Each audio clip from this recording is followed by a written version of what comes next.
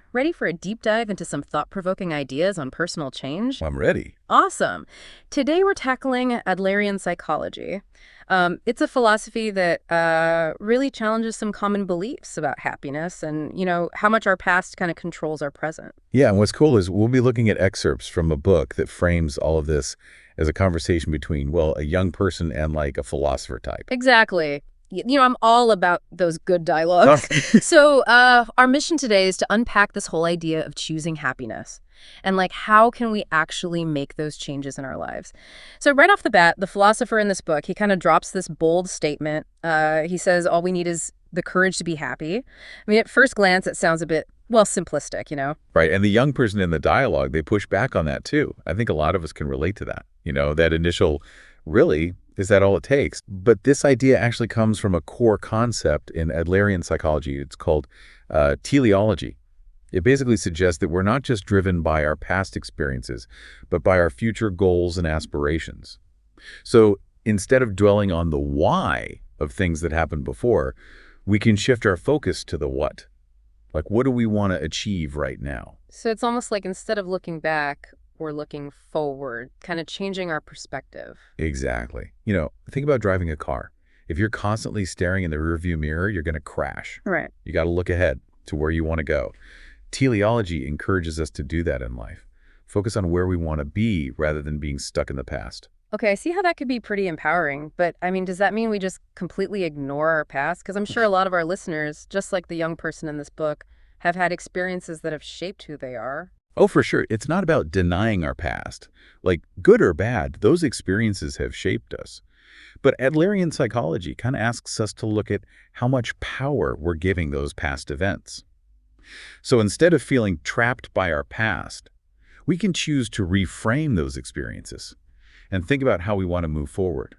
Okay, so less about erasing the past, more about choosing how we use it to shape our present and future. Yes, exactly. That's like, cleaning out your closet. You might have clothes that have sentimental value, but you don't wear them anymore. You can acknowledge those memories, but then let them go.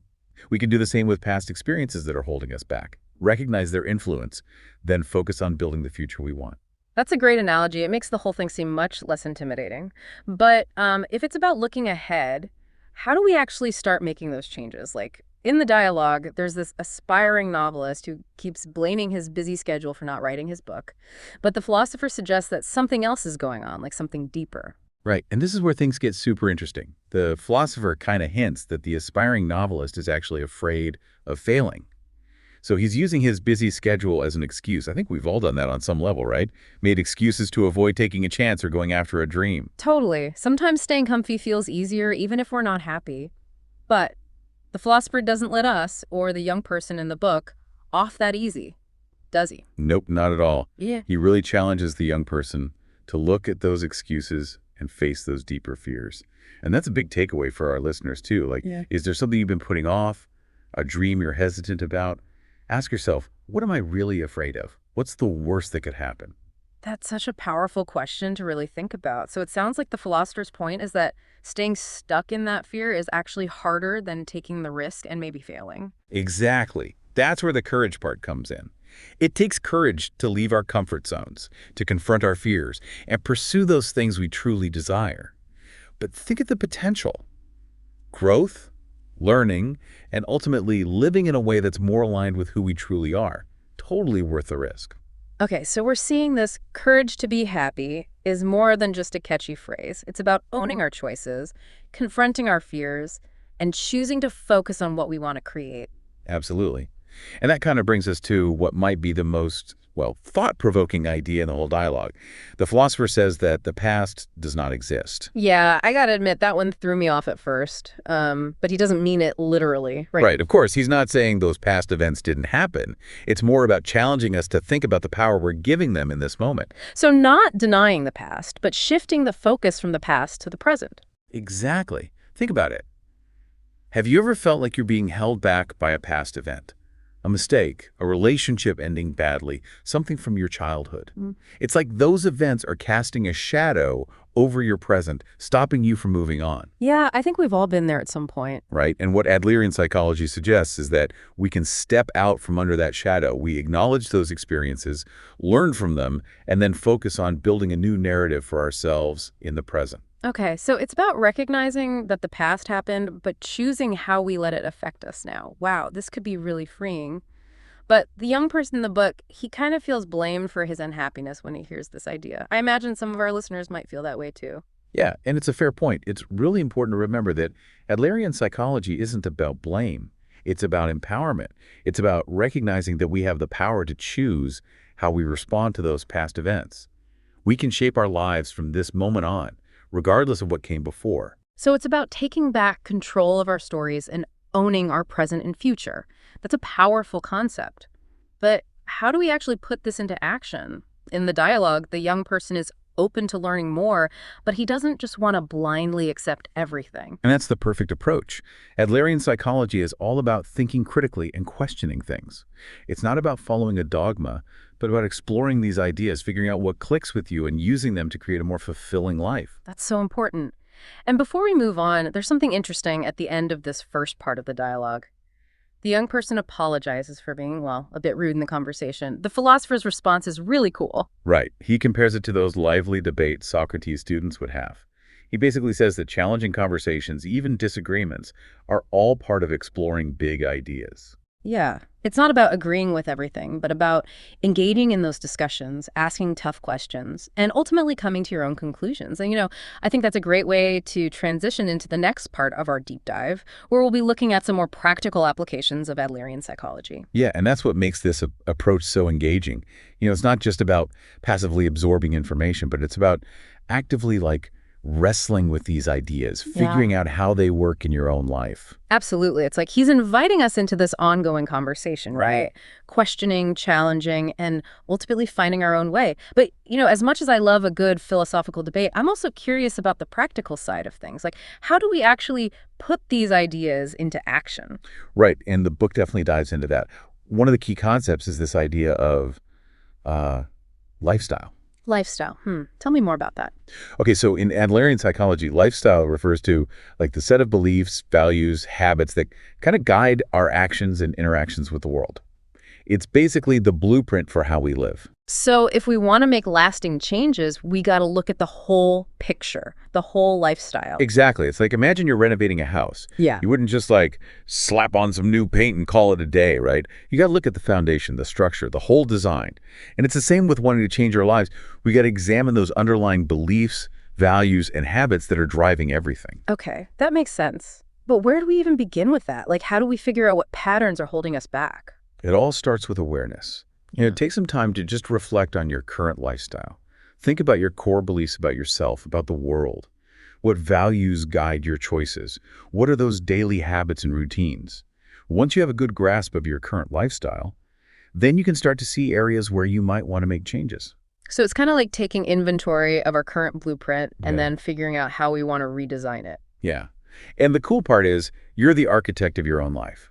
You get to choose what kind of foundation you're building on, what values matter most, and what habits you want to develop. I love that analogy. It really brings home the idea that we do have the power to shape our lives. But, sometimes it feels like it's not just about building our own house. It's also about fitting into the neighborhood, right? That's a great point. And it actually leads to another key idea in Adlerian psychology. It's called community feeling.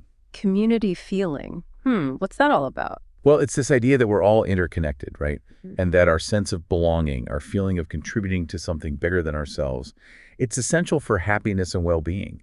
It's about recognizing that we're not isolated individuals, but part of a larger whole. Our actions affect others. So it's not just about focusing on our own personal growth, but also on nurturing that sense of belonging, of contributing to something bigger. Exactly. And this actually ties back to that concept of teleology. When we shift our focus from what's in it for me to how can I contribute, we start aligning ourselves with a purpose that goes beyond just our own needs. It's like moving from a me mindset to a we mindset. Okay, I can see how that shift could be really powerful. But how do we actually cultivate that stronger sense of community feeling? Especially in today's world, it feels like things can be so busy and isolating. You're right, it definitely takes effort. But there are small things we can do every day to build those connections and feel that sense of belonging. Could be as simple as, calling a friend or family member, volunteering in your community, even just smiling at a stranger. So it's about looking for those opportunities to connect and contribute, even in our everyday routines. Yes. And the amazing thing is, those small acts of kindness, they don't just benefit others, they also make us feel better too. As we're talking about community feeling, I'm also thinking about how often we compare ourselves to others. It's almost like we're constantly trying to measure up to prove our worth. Yeah, and Adlerian psychology directly addresses that. Yeah. Adler actually believed that feeling inferior sometimes, it's a natural part of being human. Oh, really? So it's not necessarily a bad thing to feel inferior. Not at all. Adler saw those feelings as, like, a source of motivation, something that pushes us to grow, learn, and try to improve ourselves. The problem is when we get stuck in a loop of comparing ourselves and competing, always feeling like we're not good enough. Oh, I think we've all been there for sure.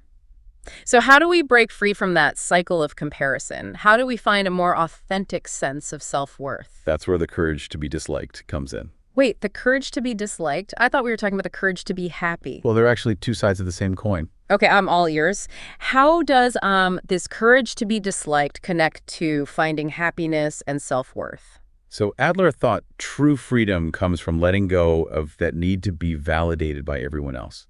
It's about accepting that you won't always be liked or approved of, and that's fine. Actually, it might even mean you're living more authentically, in line with your own values, not trying to please everyone else. Wow, that's a powerful idea. But definitely easier said than done. Right. We're social beings. It's normal to want to be accepted and liked. Oh, yeah, absolutely. It's not about becoming a hermit or anything. It's just about recognizing that you can't control how other people see you. And your worth isn't tied to their approval. It's about living in a way that feels true to you.